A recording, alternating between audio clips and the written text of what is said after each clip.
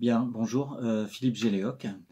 Je suis intervenant à l'université et notamment à l'IPAG de Brest. Alors, je vais vous proposer en fait une formation concernant le rapport d'activité.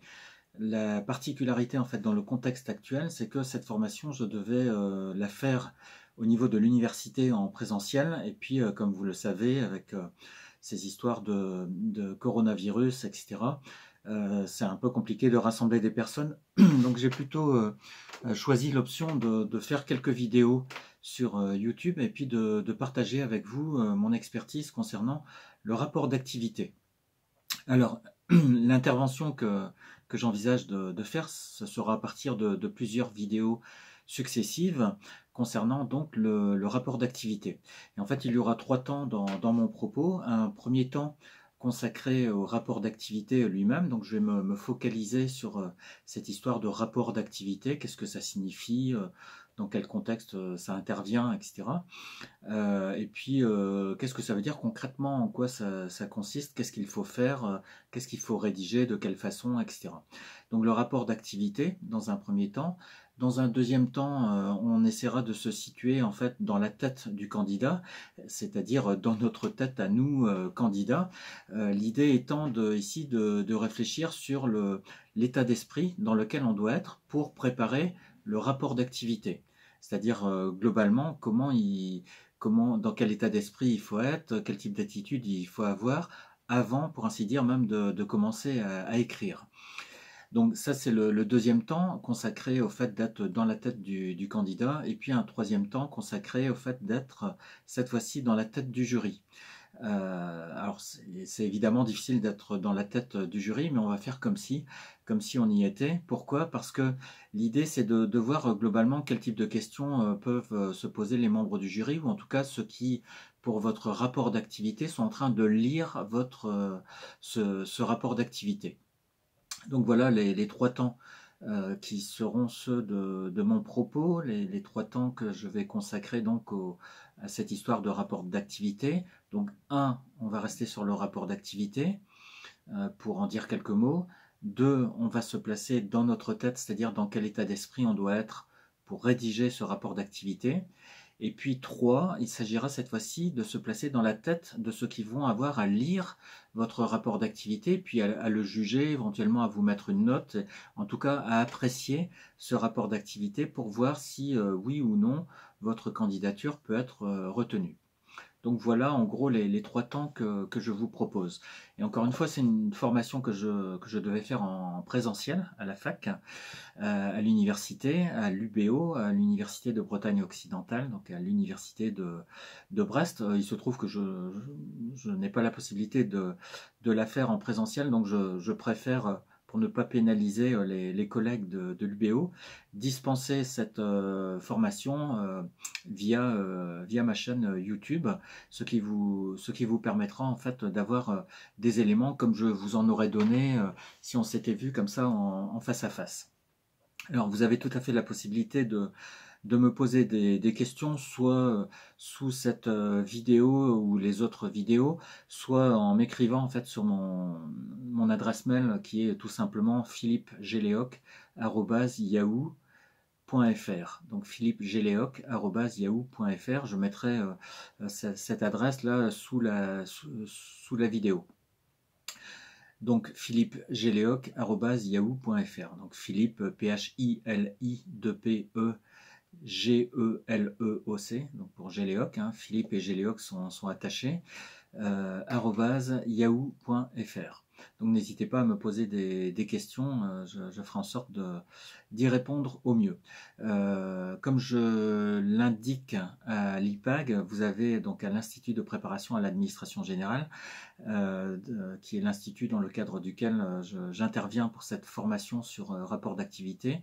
Donc comme je l'indique à l'IPAG, les stagiaires qui sont inscrits à la formation ont tout à fait la possibilité comme convenu, hein, comme c'était convenu dans le cadre de la formation, ils ont tout à fait la possibilité de me transmettre leur rapport d'activité à un moment donné, une fois qu'il sera prêt, et je ferai en sorte de leur faire un retour sur ce rapport d'activité. Donc il s'agit de 2 pages, hein, comme on le verra tout à l'heure, donc 2 pages que vous avez à rédiger.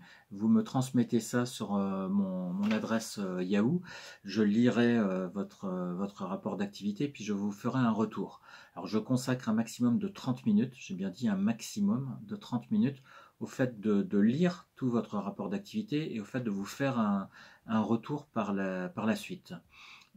Donc vous me transmettez par mail votre rapport d'activité et puis moi, déjà j'accuse réception de votre rapport d'activité d'entrée de jeu. Je vous dis que j'ai bien reçu votre rapport d'activité et puis par la suite, donc je lis ce rapport d'activité, je vous donne quelques conseils en retour pour donc 30 minutes maxi que je consacre et à la lecture de ce rapport et au fait de vous donner quelques conseils en retour. Alors, j'attire votre attention sur le fait qu'il faut me remettre ce rapport d'activité-là bien avant le jour J où vous devez le transmettre pour de bon.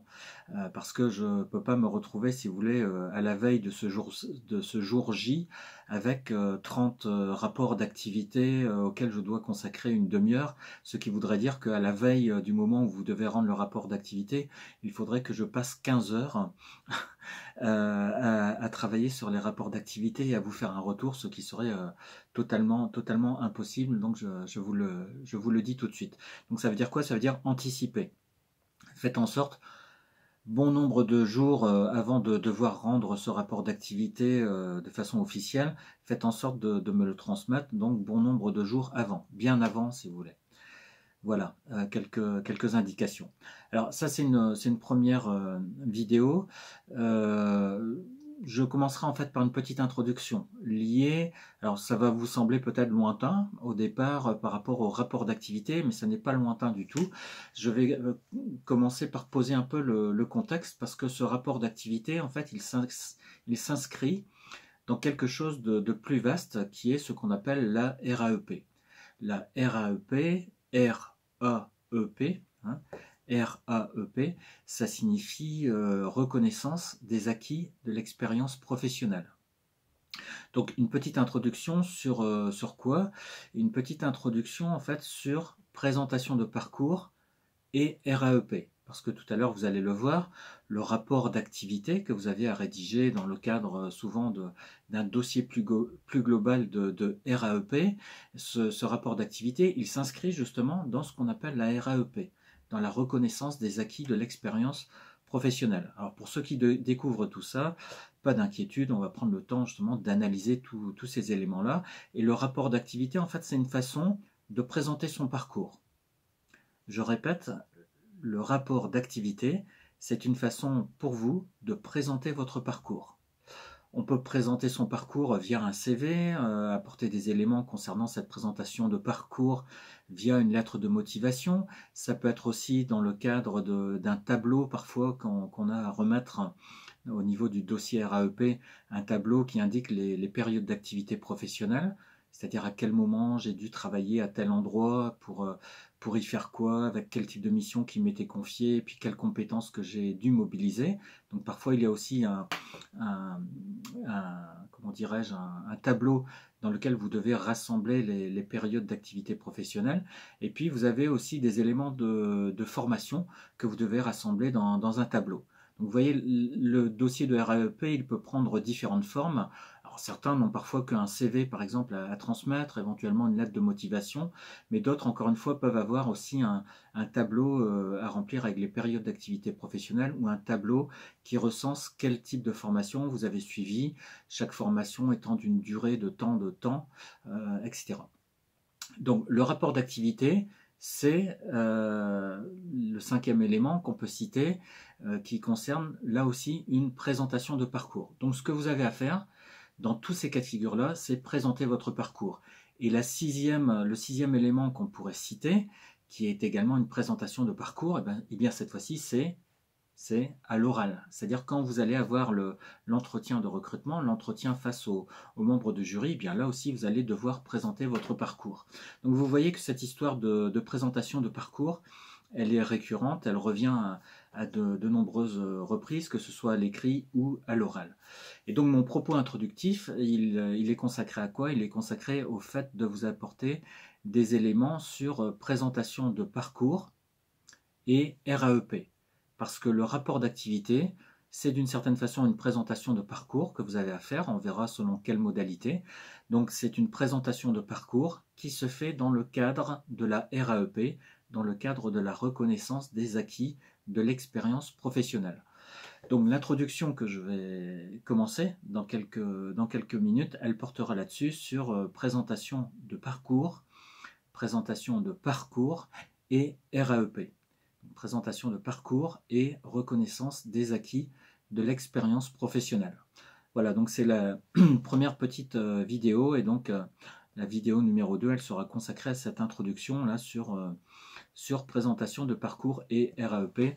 Donc je vous dis un peu plus tard, et ce que je vous conseille au passage, c'est un peu comme ici, vous voyez, j'ai un bloc-notes avec un stylo, c'est autant que faire se peut, prendre des notes, faire en sorte d'être actif, même si on n'est pas en face à face, même s'il n'y a pas comme une formation en présentiel, ces interactions, faites en sorte d'être actif parce que la formation, elle sera gagnante pour vous à partir du moment où vous faites en sorte d'être également actif, c'est-à-dire d'être vraiment concentré sur ce que je suis en train de vous raconter, puis de faire le lien avec votre propre parcours, avec ce rapport d'activité que vous aurez également à remplir. Donc, je vous dis à très bientôt, à peut-être quelques minutes, sur le moment où vous viendrez pour la vidéo numéro 2, une vidéo donc numéro 2, qui commence vraiment à entrer dans le vif du sujet avec une introduction consacrée à présentation de parcours dans le cadre de la reconnaissance des acquis de l'expérience professionnelle. Je vous dis à plus tard.